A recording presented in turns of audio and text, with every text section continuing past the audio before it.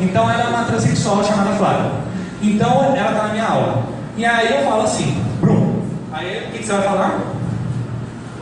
Não, você não gostou. Tá, mas aí eu continuo falando. E aí, Bruno, tudo bem? Aí você vai falar o quê? Mal por quê? Tá, esse é o quê? Flávia. Mas aí, mas eu vou te chamar, mas eu quero te chamar de Bruno. Aí ele vai falar, bem, mas eu quero Flávia. Qual é a questão toda? Eu vou chamar Bruno de sacanagem. E aí eu fico lá importunando e falando Bruno de sacanagem. E eu fico a toda hora com a identidade dela, no caso, eu fico discriminando, porque eu sei que Bruno é o nome de registro dele e, na verdade, a Flávia é a identidade dela. E mesmo assim, eu deixo de chamar Flávia como nome social. Por quê? Porque eu estou de sacanagem mesmo. Eu quero puxar ali o Bruno. Eu fico toda hora falando Bruno. E ela fala pra mim, não, meu nome social e minha identidade é Flávia. E eu continuo falando Bruno. Isso tem alguma punição, alguma coisa que isso pode gerar para mim? A questão é, já passando um pouco e voltando depois, a questão é exatamente essa. Você tem uma lei que pune a injúria e a difamação. Injúria, basicamente, quando eu chamo alguém de uma ofensa que imputa ela uma determinada agressão à dignidade ou decoro. Então eu xinguei de filha da puta, entre outros palavrões que vocês conhecem. Bem, já a difamação é quando você imputa um fato. Olha só, o Bruno estava em determinado lugar, em determinada hora, em determinada fazenda, determinada coisa que agredia, que era ofensiva à sua reputação. Sei lá o que ele estava fazendo. Mas então isso daí é uma difamação. Só que o que acontece? Você tem a honra objetiva e subjetiva. O problema que é subjetiva é que o juízo que determinada pessoa faz de seus próprios atributos. Então, por exemplo, eu acho que eu sou magro. Eu acho, ainda. Eu sou magro. Mas se alguém me chamar de gordo, eu vou, beleza, posso ficar ofendido. Agora, se juízo que terceiros fazem os atributos de alguém. Se alguém falar pra mim ele é gordo, eu posso entender. Bem, a coletividade me acha gordo, mas eu me acho magro. E aí, só que eu me sinto ofendido porque estão me chamando de gordo. E às vezes, por determinadas coisas, por determinadas situações minhas do passado. A questão é, eu subjetivamente, nos meus próprios desígnios e nas minhas próprias questões, eu acho determinada característica que alguém imputa em mim agressiva. Tem outras horas que o coletivo vai achar que determinada característica é imputada a alguém e faz agressão. E aí tem a questão, tem o próprio e tem o alheio. Quando um professor, por exemplo, fica chamando de sacanagem Bruno, isso aí na verdade é uma agressão à subjetividade e à honra da pessoa. Porque e aí muitos podem até discutir, bem, isso daí é um decoro, isso daí pode acontecer, mas é uma possibilidade e pode ter diferentes interpretações. Mas é uma possibilidade. Está atingindo a minha honra subjetiva porque você está me agredindo. Você está me deixando de respeitar o meu nome, o meu gênero, a minha identidade. Porque, por mais que eu tenha te falado 20 vezes que o meu nome é Flávia, o meu nome social é Flávia, minha identidade é Flávia, você ainda está me chamando de Bruno. Você ainda quer falar daquilo do passado. Que é toda essa questão. E, por causa disso, a gente tem algumas proteções. Isso daqui é um rol bem exemplificativo, que não quer dizer que isso daqui seja todas as questões, mas vamos supor. O Bruno tinha falado, por exemplo, na Secretaria de Direitos Humanos Federal, e esses dois falam, por exemplo, sobre nome social. Então, tanto na prisão quanto nos estabelecimentos de ensino federais, você tem a possibilidade de ser chamado pelo seu nome social e ser respeitado na sua identidade de gênero. Da mesma forma, a resolução do SUS entende pelo mesmo sentido de vamos respeitar todas as desigualdades, todas as identidades, todas as orientações e também vamos respeitar o nome social. No governo estadual, a gente tem algumas portarias de resoluções, etc. Alguma delas, por exemplo, o decreto estadual faz a mesma coisa na questão federal e já adianto que é a mesma coisa na administração direta e indireta, esse decreto aqui de cima, faz a mesma coisa que no federal e no estadual. Traz a proteção do nome social, da identidade de gênero e da orientação sexual na administração pública direta e indireta. Ou seja, federal, estadual, municipal tem essas proteções. No estadual, por exemplo, você tem também a LGBT em presídios, ou seja, tanto no estadual quanto no federal, nos presídios federais e estaduais, orientação sexual, identidade de gênero e nome social estão protegidos dentro das prisões. Tratamento nominal, esse símbolo aqui é da Defensoria Pública. O programa Rio Homofobia foi editado através de um decreto, ou seja, é um programa de políticas públicas estaduais para a proteção da população LGBT contra a homofobia, né? E essa portaria 574 de 2012, que é o motivo presumido da homofobia, já, mas é uma proteção estadual. Na proteção municipal, já falei do decreto, esse órgão é um paralelo do risco homofobia na política pública municipal. A diferença é que o risco homofobia, como política pública estadual, ele oferece serviços de proteção à população LGBT ou população não LGBT, mas que tenha sofrido homofobia. Então, o ponto é lá, mas pode ir no risco homofobia sem ser vamos botar assim, sem ser gay, sem ser lésbica, sem ser travesti, sem ser transexual? Pode ser eu, heterossexual, cis, loiro de olho verde, alemão, judeu, pode a porra toda? Pode. Por quê? Porque o preconceito é em razão da homofobia. Então, a proteção se protege todo mundo, por isso que os estamos. Então, todo mundo que tiver sido agredido, ou tiver em agressão, ou tiver alguma possibilidade de orientação em razão de homofobia, pode ter uma orientação em razão do programa. Esse é o ponto. E o SEDES, para que serve o SEDES? O SEDES é uma coordenadoria no âmbito municipal de políticas públicas também, mas só que não oferece serviço de atendimento ao público. Mas toda a atividade dele é em razão da proteção e contra a homofobia. E aí a gente chega num ponto que é o processo transexualizador.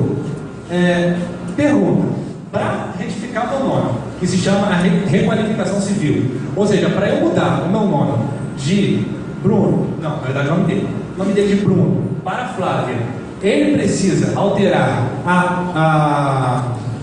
fazer a cirurgia do processo transexualizador, que se chama redesignação de gênero, ou seja, alterar o sexo biológico.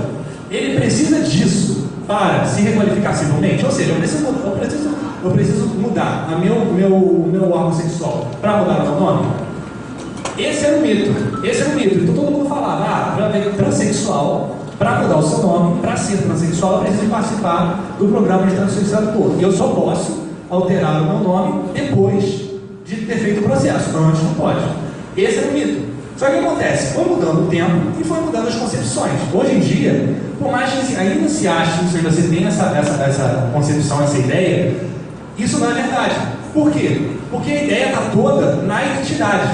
Se você tem uma identidade que se confunde com o seu corpo, que você tem uma diferença em razão da sua identidade de gênero, você pode pedir uma requalificação civil. Aí pergunta, por que a drag queen não pode pedir uma requalificação civil? Por que a drag queen não pode chamar Barbra Streisand direto em 24 horas? Já que o Bruno quer se chamar Flávia, eu também quero se chamar Barbra Streisand em 24 horas. A diferença é que eu, como drag queen, eu adoto um personagem. E personagem não é minha vida, não é minha identidade.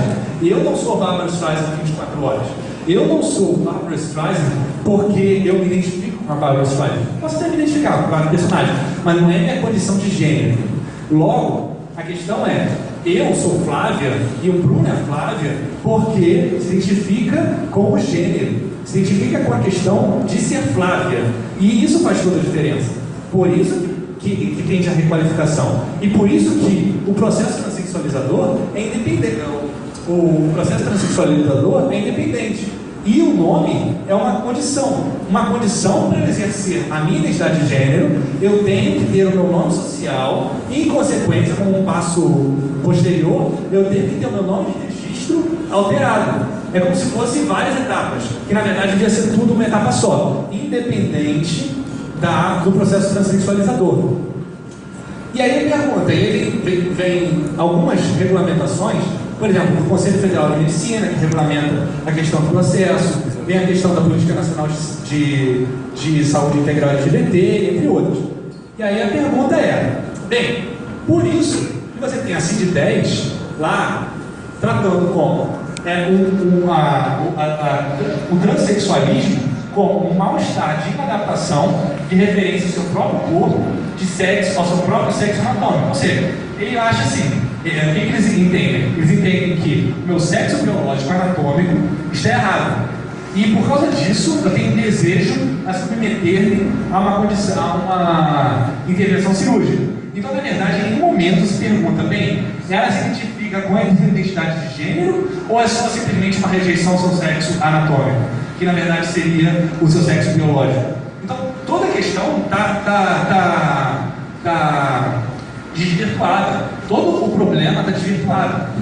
E aí vem novamente, uma evolução, que é a transexualidade e a travestilidade não são mais psicologias entendendo pelo Conselho Federal de Psicologia, que já entende que isso aí é um avanço, né? Não entendendo que isso daqui é uma patologia, isso daqui hoje ainda existe, e está em andamento no STF uma nova ADI, a ADI 4275, para exatamente desobrigar a dependência do processo transexualizador para a mudança do nome civil. Por que acontece? Quando esse pedido chega para o juiz hoje, ele fala assim, ele não faz essa distinção. Ah, beleza, o que o juiz pensa? O juiz pensa assim, ó, o que a CID-10 fala? Isso daqui é uma doença. Mas é uma doença porque é uma inadaptação de referência com o sexo anatômico. Sexo anatômico e sexo biológico. Se você tem uma inadaptação com o sexo biológico, você, na verdade, tem que cortar o seu sexo biológico. Na verdade, é mais fácil.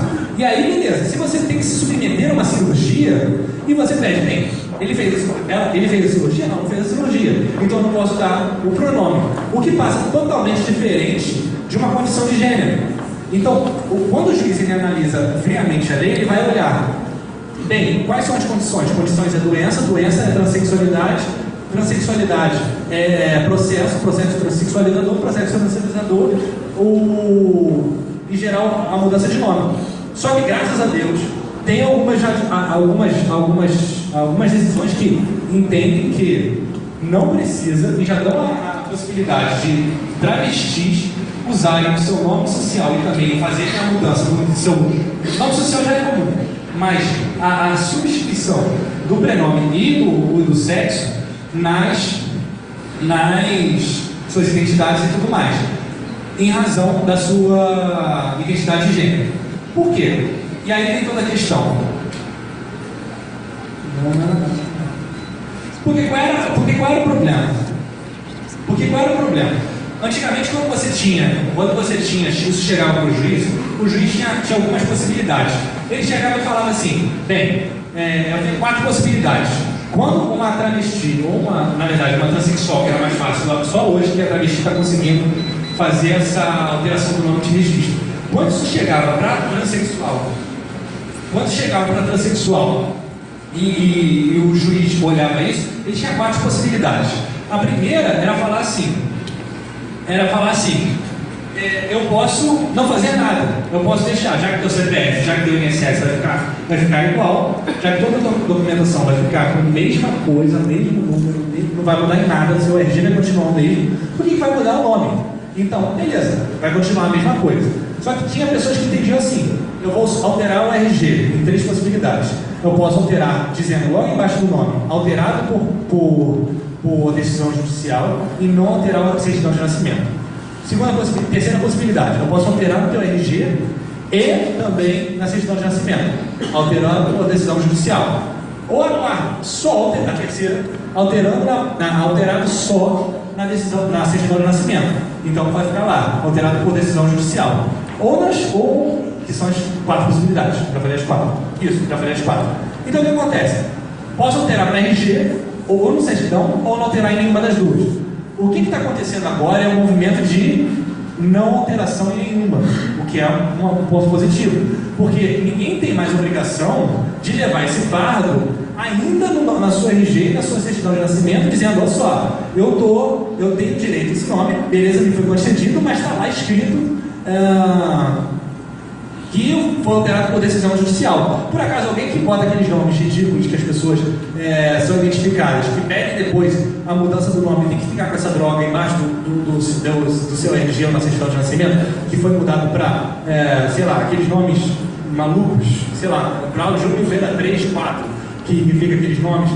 E aí você fica com o teu nome ali embaixo, alterado por decisão judicial. Então por que eu, travesti ou transexual, tenho que também ter esse quadro? Além de tentar passar por tudo isso da RG e CPF, por que eu tenho que continuar com isso na minha vida inteira?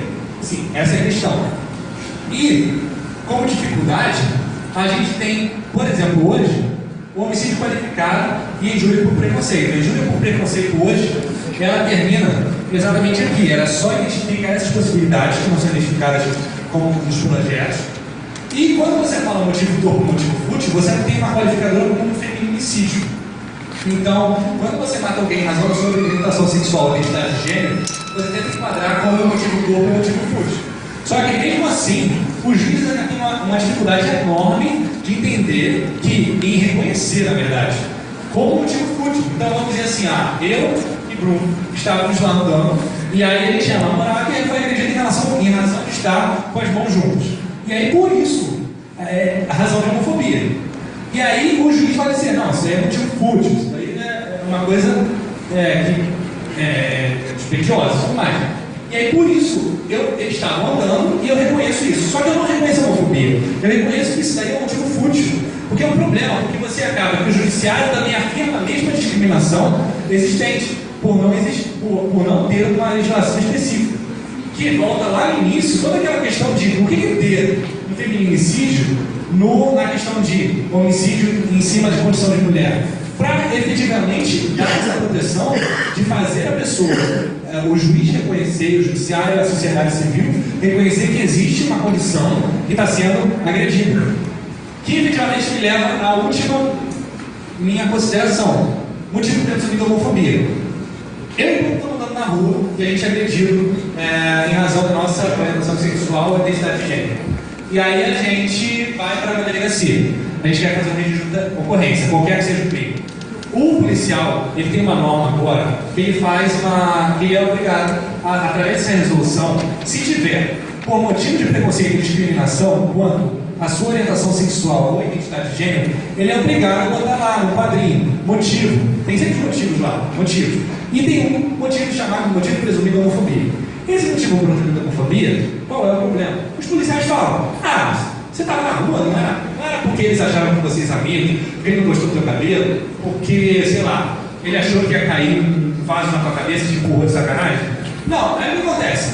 Fica uma discricionalidade, porque ainda há muito preconceito, e isso a gente vinha toda hora pedindo para os delegados retificarem os seus registros de ocorrência para motivo presumido de homofobia. Por quê? Por que esse ponto? Mas isso aí não vai fazer diferença, a pessoa já foi agredida, sim, mas é para questão de política pública. Porque sem isso, você não consegue dizer depois, fazer o programa de diversidade sexual do SES funcionar. Senão depois você não consegue dar proteção contra a homofobia no risco de homofobia. Você não consegue criar políticas públicas para as pessoas em razão das suas identidades de gênero ou orientação sexual. Você precisa afirmar certas coisas para que isso gere consequências positivas em políticas públicas para a população, em especial porque todos vamos sofrer isso.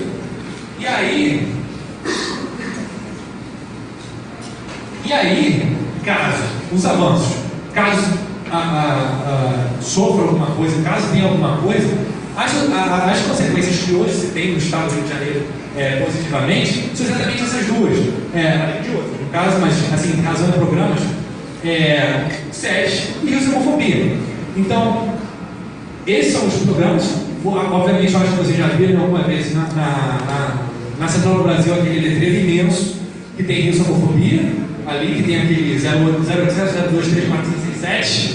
Então, qualquer coisa que tiver alguém, que tiver algum parente, amigo, mãe, filha, qualquer periquito que estiver sofrendo homofobia, por favor, isso é importante para as pessoas, isso é importante para a questão de política pública, isso é questão de rejeição à discriminação às pessoas que estão sofrendo e também afirmação dessa própria identidade e orientação dessas pessoas. E, caso qualquer dúvida, qualquer questão que vocês tiverem, estou à disposição. Obrigado.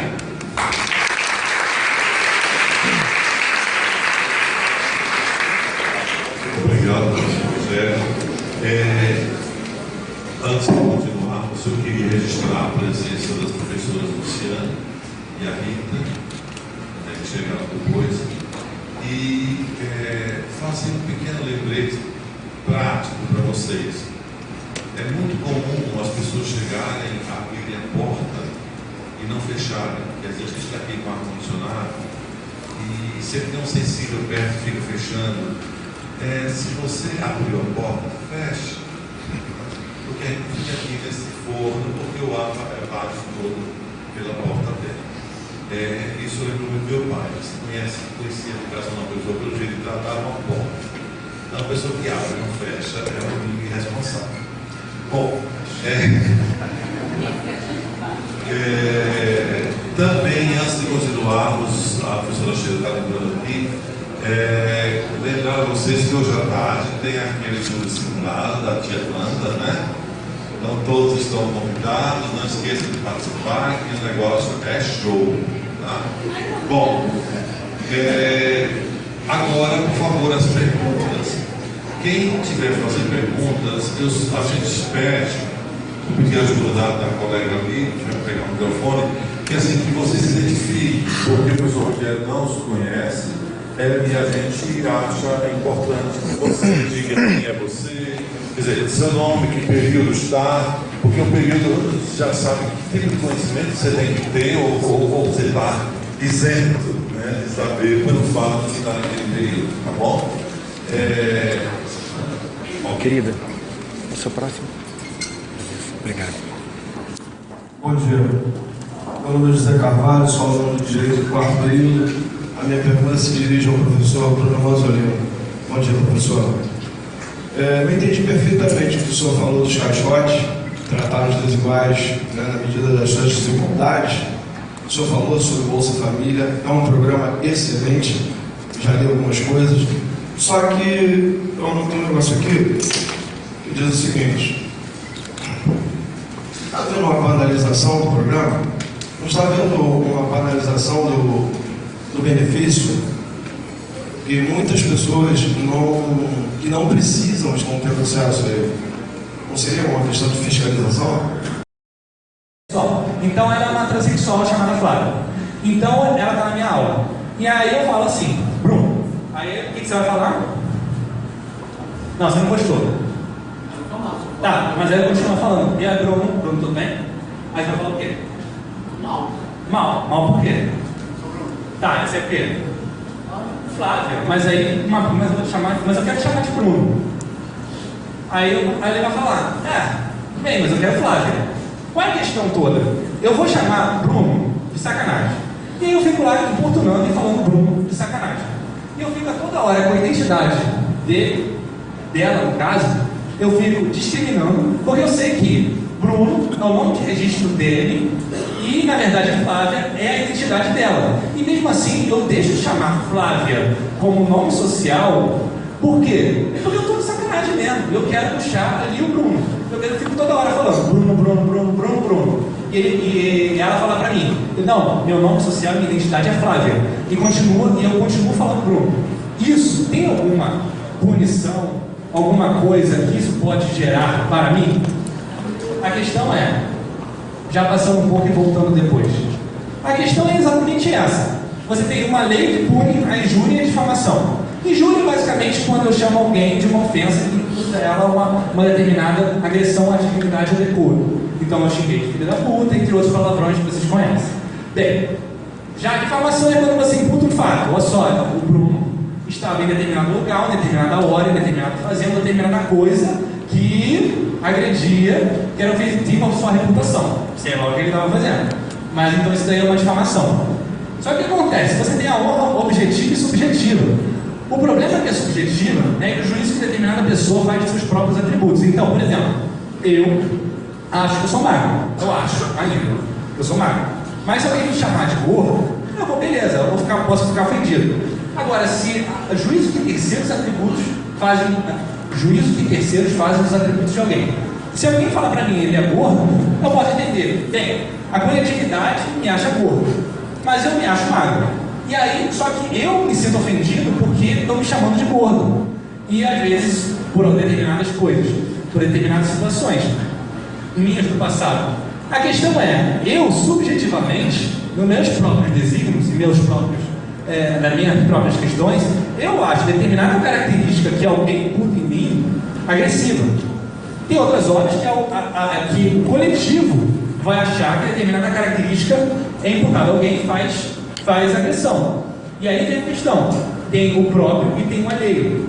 Quando um professor, por exemplo, fica chamando de sacanagem Bruno, isso aí na verdade é uma agressão à subjetividade e à honra da pessoa. Porque, e aí muitos podem até discutir, bem, isso daí é um decoro, isso daí pode acontecer, mas é uma possibilidade e pode ter diferentes interpretações.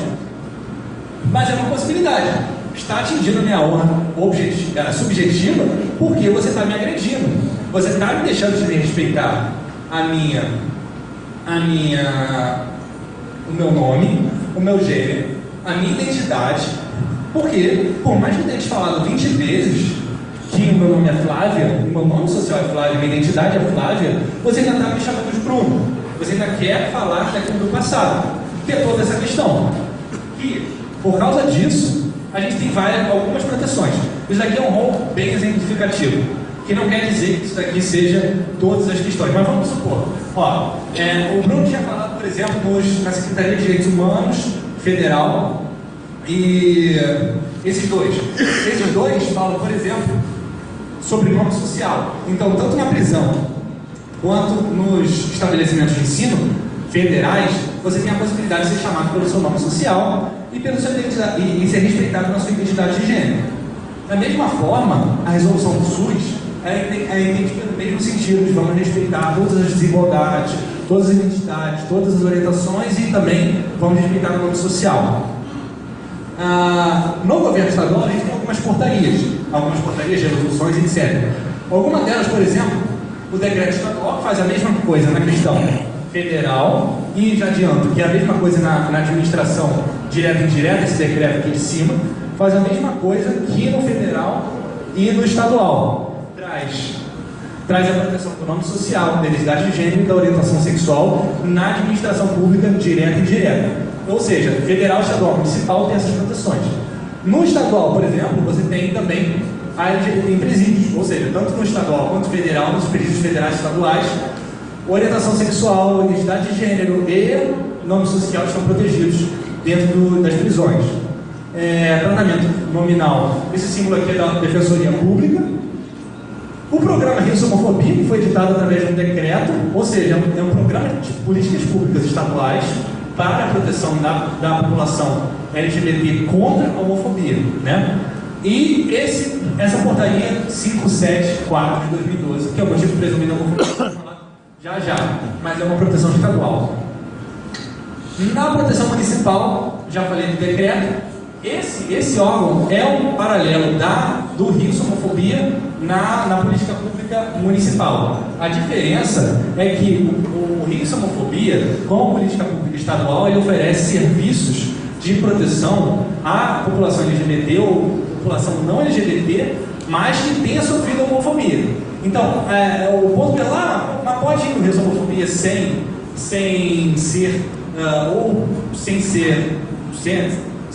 vamos botar assim, sem ser gay, sem ser lésbica, sem ser travesti, sem ser transexual? Pode ser heterossexual, cis, loiro de olho verde, alemão, judeu, pode a porra toda? Pode.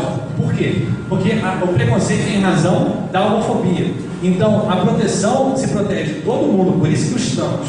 Então, todo mundo que tiver sido agredido, ou tiver em agressão, ou tiver alguma possibilidade de orientação em razão de homofobia, pode ter uma orientação em razão do programa. Esse é o ponto. E o SEDES, para que serve o SEDES? O SEDES é uma coordenadoria no âmbito municipal de políticas públicas também, mas só que ele não oferece serviço de atendimento ao público. Mas toda a atividade dele é em razão da proteção e contra a homofobia. E aí a gente chega num ponto que é o processo transexualizador. Pergunta: para retificar o meu nome, que se chama a requalificação civil, ou seja, para eu mudar o meu nome de Bruno, não, na verdade o nome dele de Bruno para Flávia, ele precisa alterar fazer a cirurgia do processo transexualizador, que se chama redesignação de gênero, ou seja, alterar o sexo biológico. Ele precisa disso para se requalificar civilmente, ou seja, eu preciso mudar meu órgão sexual para mudar o meu nome. Esse era o mito. Então todo mundo falava, transexual, para mudar o seu nome, para ser transexual, eu preciso participar do programa de transexualizador. E eu só posso alterar o meu nome depois de ter feito o processo, antes não pode. Esse era o mito. Só que o que acontece? Foi mudando o tempo e foi mudando as concepções. Hoje em dia, por mais que ainda se ache que você tem essa concepção, essa ideia, isso não é verdade. Por quê? Porque a ideia está toda na identidade. Se você tem uma identidade que não que se confunde com o seu corpo, que você tem uma diferença em razão da sua identidade de gênero, você pode pedir uma requalificação civil. Aí pergunta, por que a drag queen não pode pedir uma requalificação civil? Por que a drag queen não pode chamar a Barbra Streisand direto em 24 horas? Já que o Bruno quer se chamar Flávia, eu também quero se chamar Barbra Streisand em 24 horas. A diferença é que eu, como drag queen, eu adoto um personagem. E personagem não é minha vida, não é minha identidade. Eu não sou Barbra Streisand em 24 horas. Eu não sou Barbra Streisand porque eu me identifico com a Barbra Streisand. Posso até me identificar com o personagem, mas não é minha condição de gênero. Logo, a questão é, eu sou Flávia e o Bruno é Flávia porque se identifica com o gênero, se identifica com a questão de ser Flávia. E isso faz toda a diferença. Por isso que tende a requalificação. E por isso que o processo transexualizador é independente. O processo transexualizador é independente. E o nome é uma condição. Uma condição para eu exercer a minha identidade de gênero, eu tenho que ter o meu nome social e, em consequência, como um passo posterior, eu tenho que ter o meu nome de registro alterado. É como se fossem várias etapas, que na verdade devia ser tudo uma etapa só, independente do processo transexualizador. E aí a pergunta, vem algumas regulamentações, por exemplo, o Conselho Federal de Medicina, que regulamenta a questão do processo, vem a questão da Política Nacional de Saúde Integral LGBT, entre outros. E aí a pergunta é, bem, por isso que você tem a CID-10 lá, tratando como o transexualismo como um mal-estar de inadaptação de referência ao seu próprio corpo, de sexo, ao seu próprio sexo anatômico. Ou seja, ele acha assim, o que eles entendem? Eles entendem que meu sexo biológico anatômico está errado. E por causa disso, eu tenho desejo a submeter-me a uma intervenção cirúrgica. Então, na verdade, em nenhum momento se pergunta, bem, ela se identifica com a identidade de gênero ou é só simplesmente uma rejeição ao seu sexo anatômico, que na verdade seria o seu sexo biológico. Então, toda a questão está desvirtuada. Todo o problema está desvirtuado. E aí vem novamente, uma evolução, que é a transexualidade e a travestilidade não são mais psicologias entendendo pelo Conselho Federal de Psicologia, que já entende que isso aí é um avanço, né? Não entendendo que isso daqui é uma patologia, isso daqui hoje ainda existe, e está em andamento no STF uma nova ADI, a ADI 4275, para exatamente desobrigar a dependência do processo transexualizador para a mudança do nome civil. Por que acontece? Quando esse pedido chega para o juiz hoje, ele fala assim, ele não faz essa distinção. Ah, beleza. O que o juiz pensa? O juiz pensa assim, ó, o que a CID-10 fala? Isso daqui é uma doença. Mas é uma doença porque é uma inadaptação de referência com o sexo anatômico e sexo biológico. se você tem uma inadaptação com o sexo biológico, você na verdade tem que cortar o seu sexo biológico. Na verdade fica mais fácil. E aí, beleza, se você tem que se submeter a uma cirurgia e você pede, bem, ele fez a cirurgia? Não fez a cirurgia. Então eu não posso dar o pronome. O que passa totalmente diferente de uma condição de gênero. Então, quando o juiz ele analisa friamente a lei, ele vai olhar, bem, quais são as condições? Condições é doença, doença é transexualidade, transexualidade é processo transexualizador, processo transexualizador, em geral, a mudança de nome. Só que, graças a Deus, tem algumas decisões que entendem que não precisa e já dão a possibilidade de travestis usarem o seu nome social e também fazerem a mudança do seu nome social já é comum, mas a substituição do prenome e do sexo nas suas identidades e tudo mais, em razão da sua identidade de gênero. Por quê? E aí tem toda a questão. Porque qual era o problema? Antigamente, quando você tinha isso chegava para o juiz tinha algumas possibilidades. Ele chegava e falava assim, bem, eu tenho 4 possibilidades. Quando uma travesti, ou na verdade uma transexual, que era mais fácil, só hoje que a travesti está conseguindo fazer essa alteração do nome de registro. Quando isso chegava para transexual, e o juiz olhava isso, ele tinha 4 possibilidades. A primeira era falar assim, eu posso não fazer nada, eu posso deixar, já que teu CPF, já que teu INSS vai ficar igual, já que toda a documentação vai ficar com a mesma coisa, mesmo número, não vai mudar em nada, seu RG vai continuar o mesmo, por que vai mudar o nome? Então, beleza, vai continuar a mesma coisa. Só que tinha pessoas que entendiam assim, eu vou alterar o RG em 3 possibilidades. Eu posso alterar dizendo logo embaixo do nome, alterado por decisão judicial e não alterar a certidão de nascimento. Terceira possibilidade, eu posso alterar no teu RG e também na certidão de nascimento, alterando por decisão judicial. Ou a quarta, a terceira, alterado só na certidão de nascimento. Então vai ficar lá, alterado por decisão judicial. Que são as 4 possibilidades. Já falei as 4. Isso, já falei as 4. Então o que acontece? Posso alterar no RG, ou no certidão, ou não alterar em nenhuma das duas. O que está acontecendo agora é um movimento de não alteração em nenhuma, o que é um ponto positivo, porque ninguém tem mais obrigação de levar esse fardo ainda na sua RG e na sua certidão de nascimento, dizendo, olha só, eu tenho direito a esse nome, beleza, me foi concedido, mas está lá escrito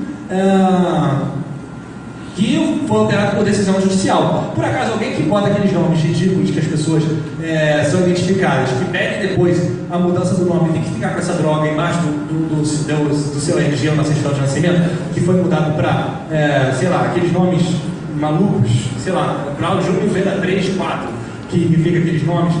E aí você fica com o teu nome ali embaixo, alterado por decisão judicial. Então por que eu, travesti ou transexual, tenho que também ter esse fardo? Além de tentar passar por tudo isso da RG e CPF, por que eu tenho que continuar com isso na minha vida inteira?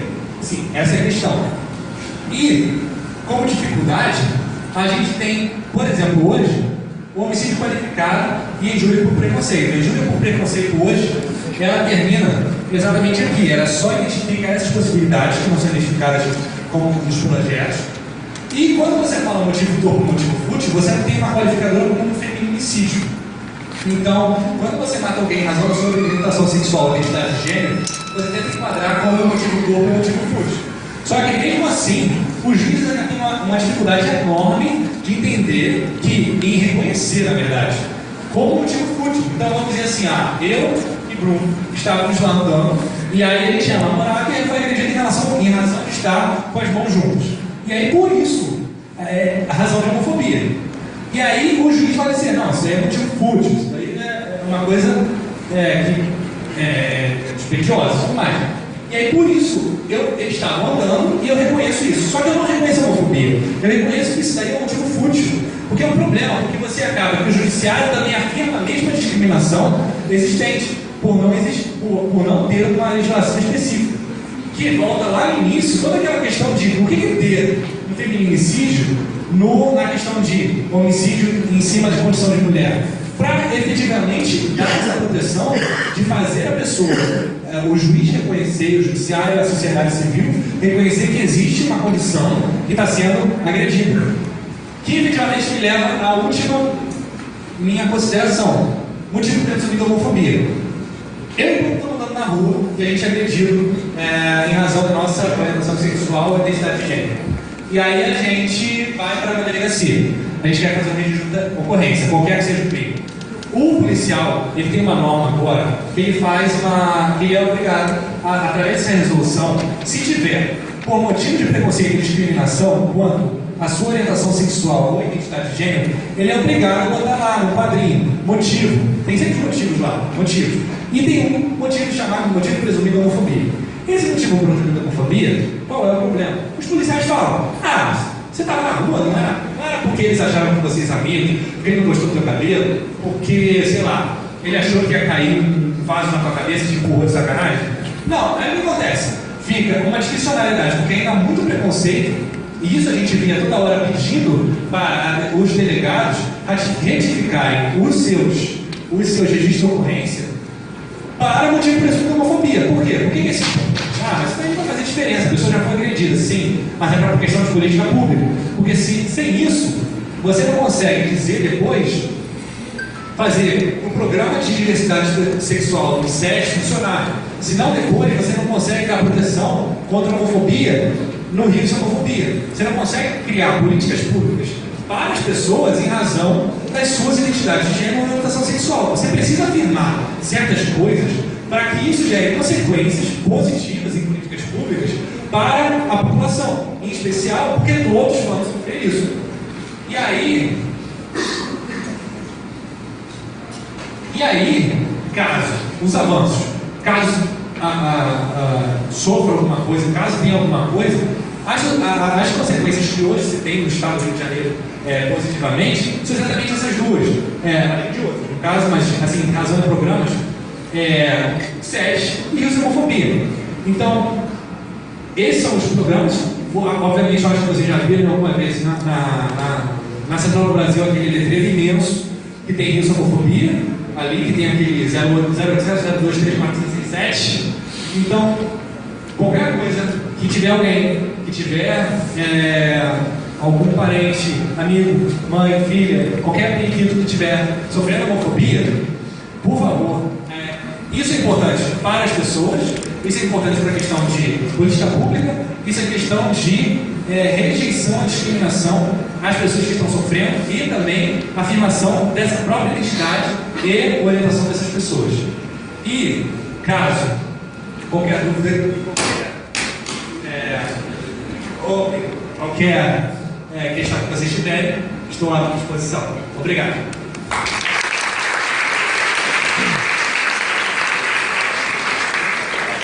Obrigado, Rogério. Antes de continuarmos, eu queria registrar a presença das professoras Luciana e a Rita, que chegaram depois, e fazer um pequeno lembrete prático para vocês. É muito comum as pessoas chegarem, abrirem a porta e não fecharem, porque às vezes a gente está aqui com ar-condicionado e sempre tem um sensível perto e fica fechando. Se você abriu a porta, feche, porque a gente fica aqui nesse forno, porque o ar bate todo pela porta aberta. Isso eu lembro do meu pai. Você conhecia a educação da pessoa pelo jeito de tratar uma porta. Então a pessoa que abre e não fecha é um irresponsável. Bom, também, antes de continuarmos, a professora Sheila está lembrando aqui, lembrar a vocês que hoje à tarde tem aquele estudo simulado da tia Wanda, né? Então todos estão convidados, não esqueçam de participar, que o negócio é show. Tá? Bom, agora, por favor, as perguntas. Quem tiver fazer perguntas, a gente espera, vou pedir ajuda da colega ali, que vai pegar o microfone, que assim que vocês se identifiquem, porque o professor Rogério não os conhece. E a gente acha importante que você diga quem é você, quer dizer, seu nome, que período está, Porque o período já sabe que tipo de conhecimento você tem que ter ou você está isento, né, de saber pelo fato de estar naquele período, tá bom? Querida, o seu próximo. Obrigado. Bom dia. Meu nome é José Carvalho, sou aluno de Direito do quarto período. A minha pergunta se dirige ao professor Bruno Manzolino. Bom dia, professor. Eu entendi perfeitamente o que o senhor falou dos caixotes, tratar os desiguais, né, na medida das suas desigualdades. O senhor falou sobre o Bolsa Família, é um programa excelente, já li algumas coisas. Só que eu não tenho um negócio aqui que diz o seguinte: está vendo uma banalização do programa? Não está vendo uma banalização do benefício? E muitas pessoas que não precisam estão tendo acesso a ele. Não seria uma questão de fiscalização?